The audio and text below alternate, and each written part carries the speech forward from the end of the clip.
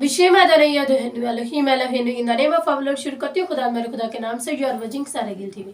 ہمارا آج کا عنوان ہے رسم. آج ہمارے ساتھ خدا کے خادم پاسٹر جمشید گل ہے. ان کے ساتھ مل کر ہم خدا کے پاک کلام میں سے سیکھیں گے. How are you, Pastor Jamshed? I am good by the grace of God. Welcome to Sara Gul TV وی. It's my pleasure to be here to share the word of God. Praise the Lord. جیسے کہ ہمارا آج کا عنوان ہے رسم. آپ ہمیں یہ بتائیں کہ لفظ رسم کو عبرانی زبان میں کیا کہتے ہیں؟ Praise the Lord. آئے ہم خدا کے پاک کلام میں سے ایک آیت کی تلاوت کرتے ہیں. جی. عہد عتیق میں سے خروج کتاب اس کا 12واں باب اور اس کی 17ویں آیت. اور تم بیخ میری روٹی کی یہ عید منانا کیونکہ میں اسی دن تمہارے جتھوں کو ملک مصر سے نکال لوں گا.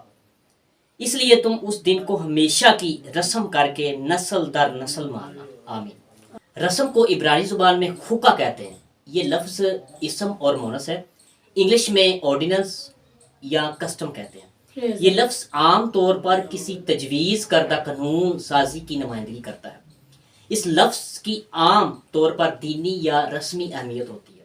مثال کے طور پر یہ لفظ فسح کے سلسلے میں استعمال ہوتا ہے.